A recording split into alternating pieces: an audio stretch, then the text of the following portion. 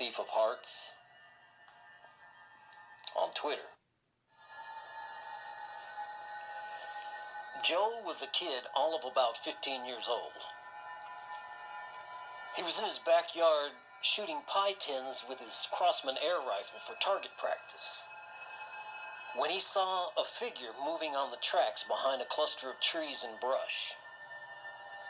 It was mostly covered, but he could see a white shaggy fur in an enormous mass. He knew it wasn't a cow. It was much larger than that, more the size of a buffalo. But even they didn't get to be this big. Joe watched as it moved behind a cover of foliage that cloaked its true image. He knew his rifle would inflict no harm to this massive beast, but he wanted to at least get its attention. Joe waited for it to clear the brush and held his weapon taut and trained on the location where the creature would eventually emerge.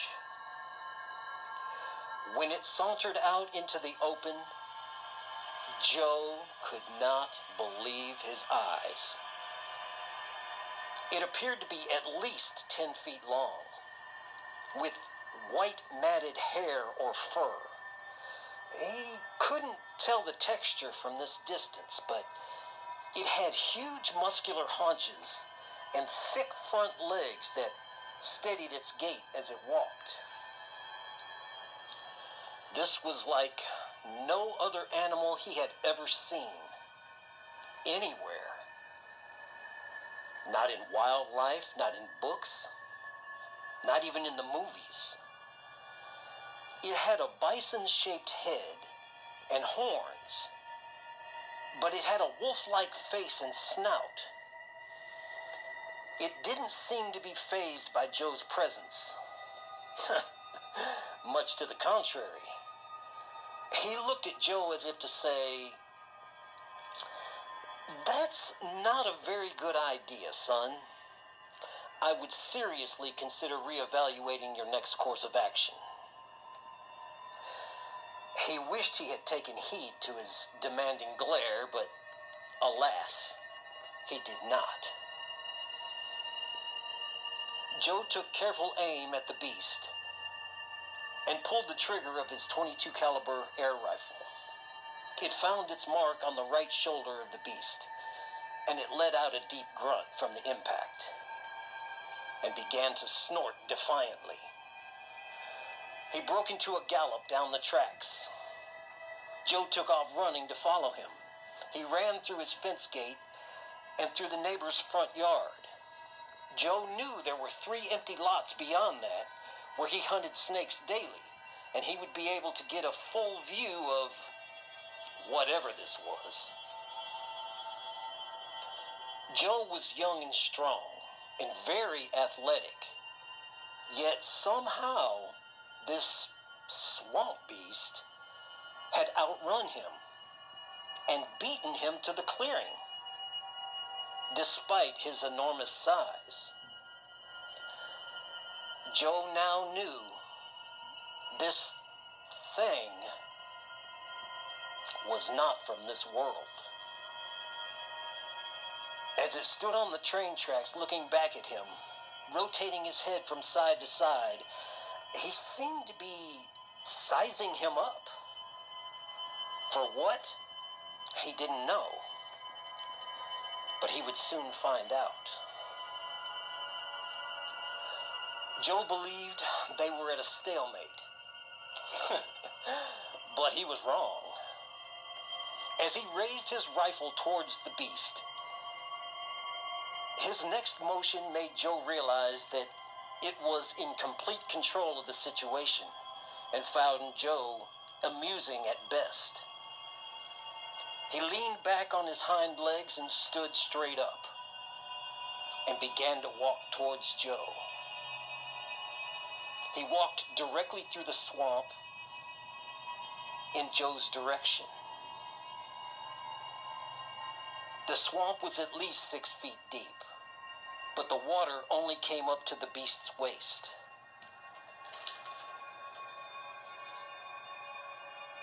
Joe knew he wouldn't be able to outrun him.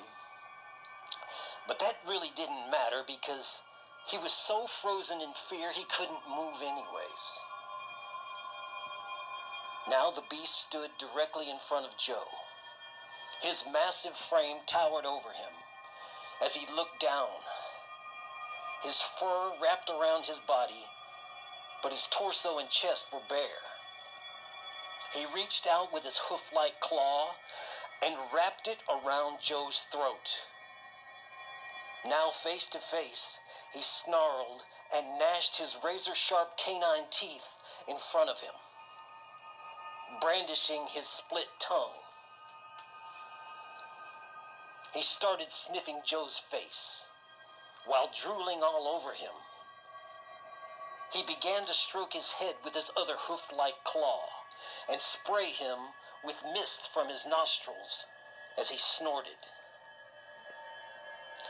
Pushing Joe away, he released the claw from his throat and turned to walk away.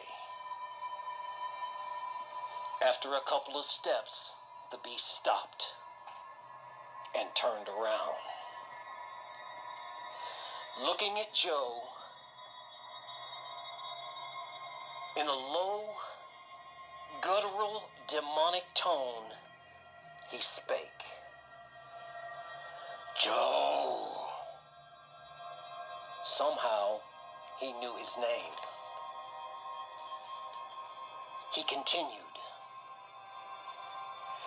I spared your life today because you are but a foolish child. You are no threat to me, and I need you to tell your story about our little encounter.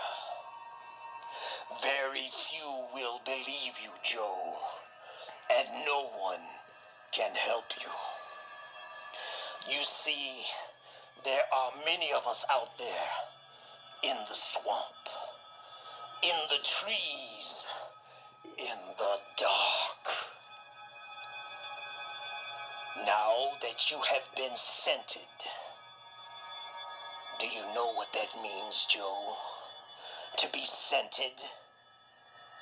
It means I know what you smell like. I know what you taste like. I can find you wherever you go for the rest of your tiny, miserable life. Nothing can stop me. No walls, no doors, no locks, no weapons, nothing. I know where you live, Joe. Your sister Allison, your mother Ruth, your cat Mittens, and everyone you love. So please, ask them to help you. Send them into the swamp looking for us. My brothers and sisters and I will be waiting for you.